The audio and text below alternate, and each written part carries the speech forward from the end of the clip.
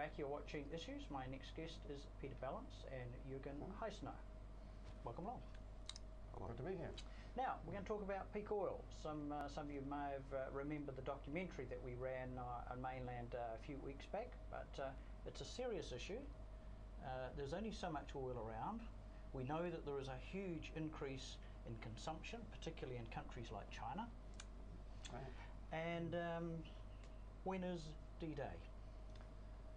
D-Day is very difficult to predict precisely. Opinions range from next week to 10 years out, maybe even 20 years out, but sometime pretty soon. Yeah. Okay. Do you have a kind of a ballpark? Is it sort of like 20 years, 50 years, 200 years? Well, we're not talking about the end of oil, we're talking about the end of cheap, abundant oil. Well, I mean, the market has always gone on supply and demand, hasn't it? Absolutely. So yes. you see the prices just continuing to rise. Well, the issue is whether production can continue to keep pace with demand. It's managed it till now, and we're producing 84 million barrels of oil a day. And but as you say, demand is increasing rapidly, and there are a lot of indications that we're pretty near saturation for production.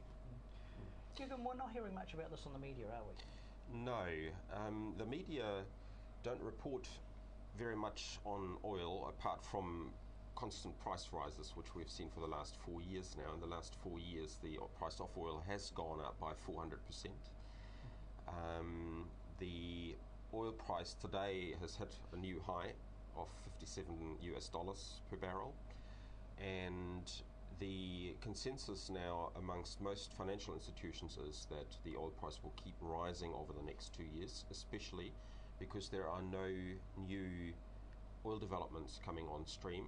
No big new wells are being put down. We have a very good idea of the lead times for those projects. They range between 3 and 5 years. You can't just go out and put an oil well in at short-term notice, and we have got very firm information that the supply and demand issue will come to a crux this year already, and we expect the oil prices to keep going up, especially towards the latter half of this year. So the documentary that we ran, the end of Suburbia, that's kind of pretty accurate to what's going to happen? Yes, although the documentary was more dealing with the actual fact that we are running out of easily accessible oil. We are not running out of oil entirely, but it is becoming increasingly expensive. We have to go further out, we have to go into Arctic regions, we have to go into offshore situations where the drilling operation is vastly more expensive than what we have been doing in the past. Are they allowed to take oil from the like of Antarctica? No, Antarctica is excluded at the moment, but the US government has just last week approved drilling in Alaska in some wildlife reserves there, which is a clear indication that they are getting very worried about their domestic production falling all the time. Yes, it's interesting where that's all going, because we're sort of like taking it for granted, aren't we? That you go down to the gas station and you fill up and you drive away and you don't think anything more about it. Yes, the pervasive thing about oil is that it's not just the oil that we put into our fuel tanks at the petrol station. Oil is actually included in virtually and contained in virtually anything that you see around this room. The carpet has got oil-made fibres in it. Our clothes are made out of... Hey, this is pure wool in here, man. This is pure. The backing of it is made... Oh, okay. Got me on that one. Yes. Okay. Most of the clothes we wear, unless they're natural fibre products, are made from oil. You get up in the morning, you brush your teeth with a brush that's made out of oil. All the food that you eat is packaged in oil-made products.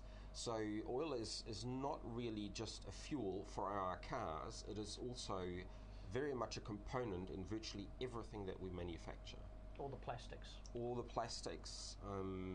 Pharmaceuticals, herbicides, pesticides, they're nearly all made from oil. A good lot of fertilizers made from oil too.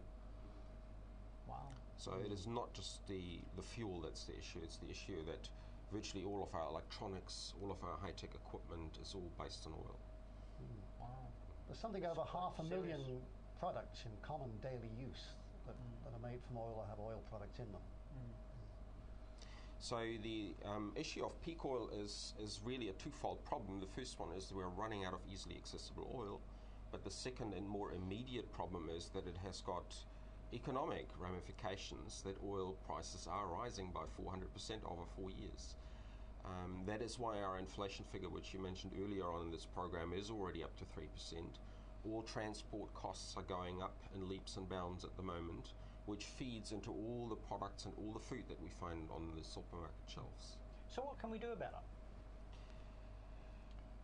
Well, the fairly obvious thing is to try and use less. Given that all these things we use every day are made from it, it's going to take some time to find substitutes for those. As far as the car is concerned, of course, the more economical the car you run, the better. Both from climate change point of view and from peak oil point of view. We talked off air before that whilst it may be practical to run a car on electricity, and there, of course it has got some limitations there, but running heavy vehicles like trucks and trains and some of the very heavy things is a bit of a problem. But even if all the cars were run on electricity, that would free up a lot of oil for trucks by its own right, wouldn't it? Yes, yes, it would. I mean, there are ways of spinning it out. What about some of the hybrid vehicles? I remember doing an interview with Bowater Toyota, and they had this hybrid vehicle that was extremely economical. That's a start, isn't it? So we are thinking about it. We're kind of like, maybe, or are we just giving it lip service? Well, the Toyota Prius is a good example. I mean, in order to carry the two motors and the battery, you need a fair size car. So it's a medium sized car, and its gas consumption is about the same as the small car that I drive. So there's still quite a way to go to get real economy.